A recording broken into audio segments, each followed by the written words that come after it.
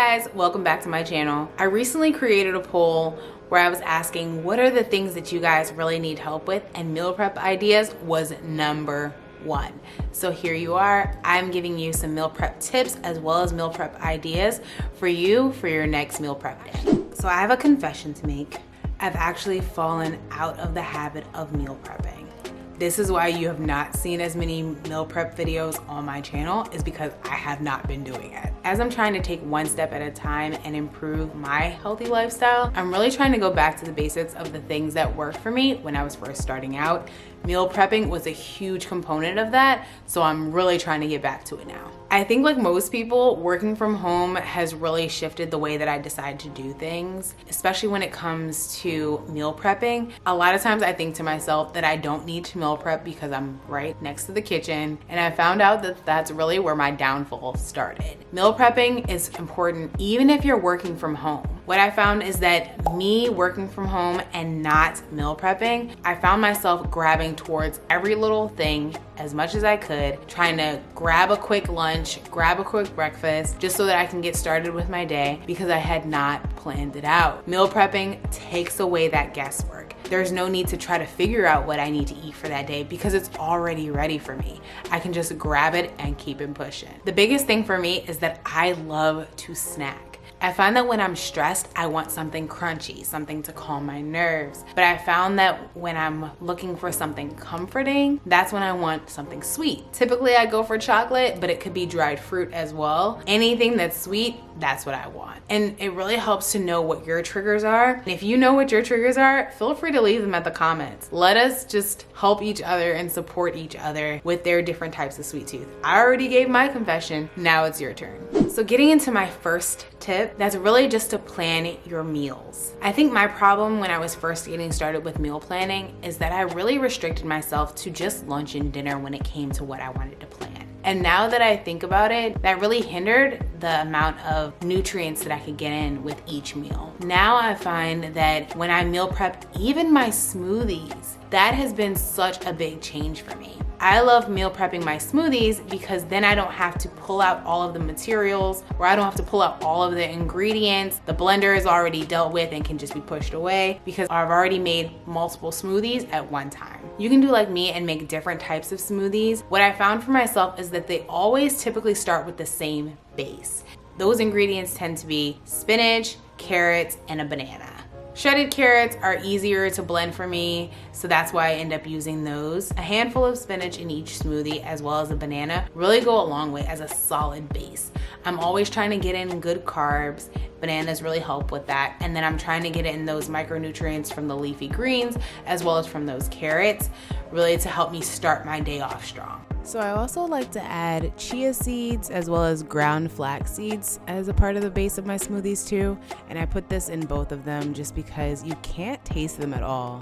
So it gives me the nutrients without affecting the taste.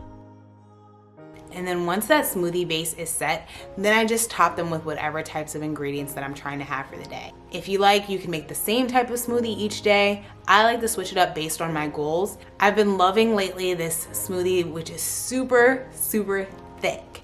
So I like to add my vegan chocolate protein powder, and then for some extra chocolate taste, some cacao powder, and then 1 tablespoon of peanut butter, and it gives that perfect flavor. It is so good. I top all of that off with oat milk, and it's a really thick, creamy smoothie. It keeps me full for hours. And I don't have that feeling in the middle of the morning that I need a snack because I'm full until lunch. Another smoothie that I've been loving doesn't have protein in it, so I have to supplement my protein with something else like a protein bar or maybe some boiled eggs. But I've really been loving this like tropical fresh smoothie where I still have my same base. Then I like to add pineapple, mango, and coconut water. It is so refreshing and I absolutely love it.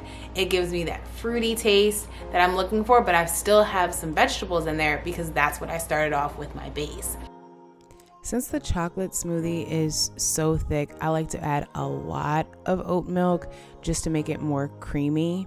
And then with the coconut water, I'm getting in all of those electrolytes, so it's just great benefits all the way around. And planning those smoothies out really helps me to get my day started off right, gives me those good micronutrients, but it also helps to support my morning workouts. Those things can really be tough at times, and I need those smoothies to help me with that recovery. Now, if you're doing a formalized prep, I suggest starting off small. It may not work for you to prep both your lunch and your dinner if you're working from home, but for me, it really helps for me to prep my dinner instead of my lunch.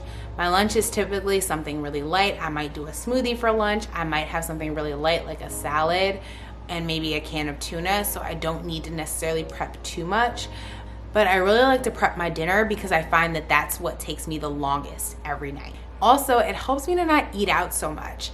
Dinner is typically what me and my husband will eat out with more often.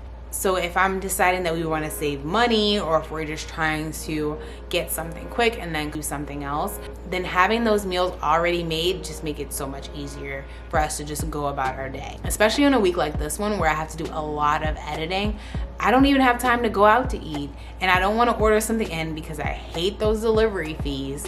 So I end up just eating something that I already made at home, something that's filling, something that's nutritious, and actually hits all of my macro goals so I can continue with this weight loss journey. So my second tip for you is to get the right meal prep containers. It's all about portion control.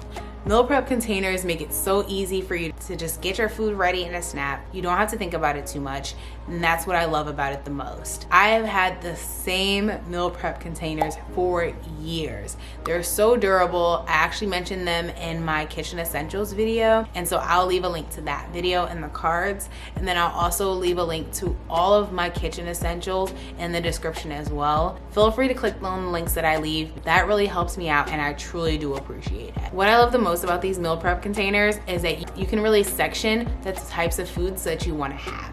So I like having 2 sections of my 3-section meal container where they both contain veggies, and then I like to have my carb and my protein in one. It's crazy to think that the carb and the protein don't need to be bigger, but it actually suffices, and without everything feeling smushed. So that's why I like to do that way the most, and I still get in my vegetables. Because as you guys know, I'm really trying to focus on having at least half my plate in vegetables, and so as long as I'm having more vegetables than any other type of meat or carb, then that really helps me to stay on track with those goals. So another thing I like to prep is my snacks. When prepping my snacks, I like to put them in smaller containers, or I like to use even measuring cups to put my snacks away. That way, when I want something crunchy or I want something sweet, I have something really easy to grab. Also, if I'm buying snacks that are pre-packaged, I like to buy the ones that already come sectioned off, or if I'm trying to save money, depending on like how they're bought, I can also buy a big container of them and then portion them off in my own sandwich bags. I just find that most days I don't want to do that, and so I just buy it already pre-packaged. But you can really just do what works best for you. So another tip I have for you when prepping your meats is that different meats actually need different types of seasoning time. When I'm seasoning chicken, I notice that it tastes better the longer that I season it. But I noticed that for my fish, that doesn't need as much time to be seasoned. But either way, if I give it at least an hour of seasoning time before I actually cook the meal, it just tastes so juicy. If I'm trying to figure out what I should do first, then I always focus on my meats first, and then I'll focus on my carbs, and then I'll focus on my vegetables last.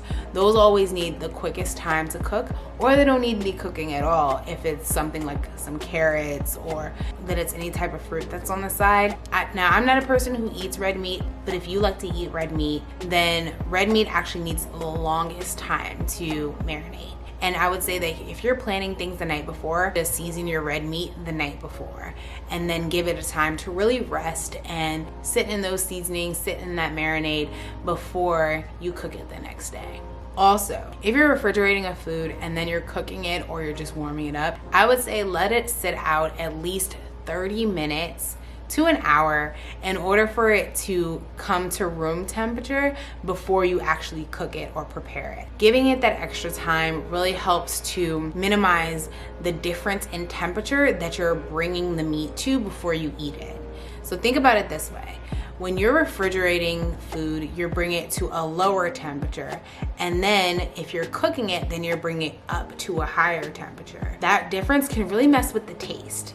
And that can be a huge difference in temperatures. So instead, if you allow it to come to room temperature first and then you're cooking it, then it's a much smaller difference in temperature before you eat it, and it really optimizes the taste. So for this week, I meal prepped both salmon and chicken as my proteins and had the same veggies for both. This salmon was so huge and fresh, so I'm just cleaning it off, making sure to remove all of the moisture with paper towels. You can see that it doesn't even fit on my cutting board. That's how huge this salmon was. And I gauged the pieces using my fingers. Each piece was about 3 fingers thick, and that gave me the right portion for what I wanted.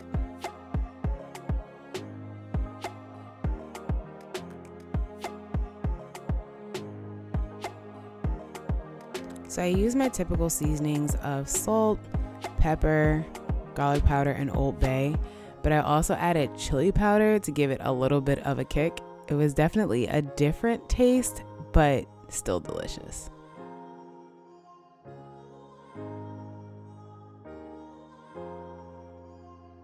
After adding the olive oil, I like to go in with my hands and just rub in all the seasonings before just letting that sit for about a good 20 to 30 minutes.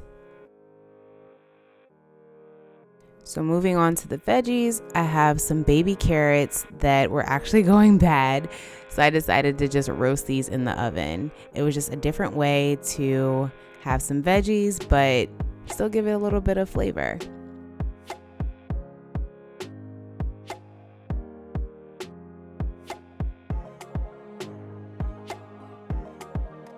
So on to the next veggie, and that is sweet potatoes. I really been loving these, even though they're not in season.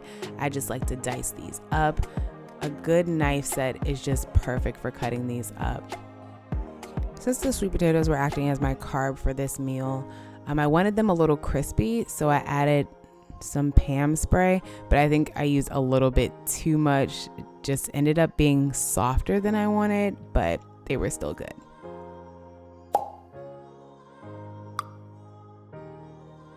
Because I want to add in some more color, we're gonna go ahead and add in this red pepper, and I'm just gonna dice this up.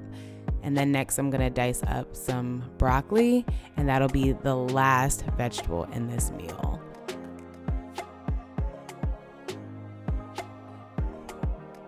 Broccoli and peppers go so well together, and they are so delicious. It is definitely something that you have to try, but they're so simple to just put together and have as your veggie side for your meal.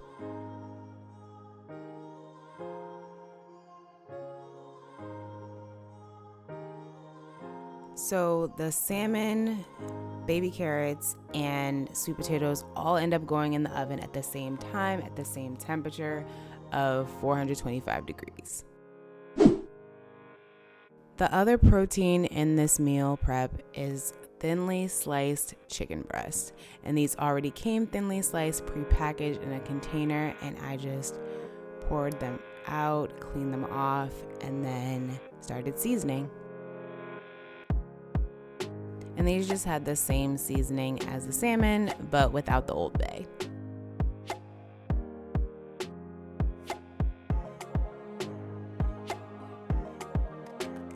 Because these chicken breasts were so thin, I didn't really season them for too long before putting them on the skillet and just cooking them on the stovetop. I would say they probably needed no more than 5 minutes each side to get like a nice golden brown.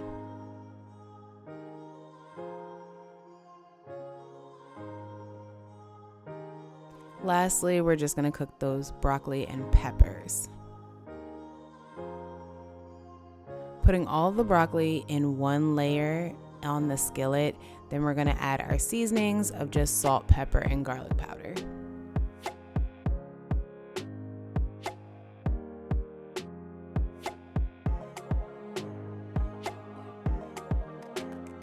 Broccoli can take a while to cook, so I like to speed up the process by using steam.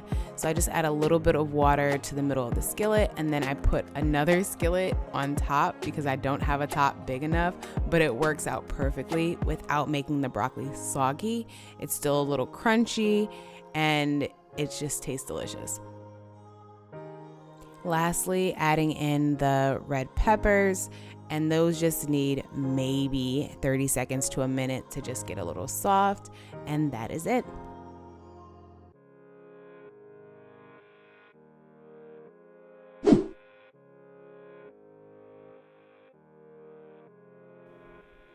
Putting it all together, I have my 4 meal prep containers, and so starting out by putting all the sweet potatoes in one of the bases, and then carrots in the other, and then the last one will have the mix of the broccoli and red peppers. Topping it off with my proteins, first my chicken. I put 2 pieces of the thinly sliced chicken breast in each one. And then the salmon goes in the other 2 containers. It barely fit in there, but I made it work. And these meals I had for 4 dinners. They were really filling and so delicious. You have got to try them. If you end up trying any of them, definitely leave me a comment, or if you have any other meal prep ideas, I would love to hear them too. And while you're on this video, don't forget to like, comment, and subscribe. It really helps others to find this type of content, and it really helps them to have these tips as well. Don't forget to share this video as well to any of your family and friends who are looking for meal prep tips as well and just don't know where to start. Thank you so much for watching, and I'll see you in the next video. Bye guys.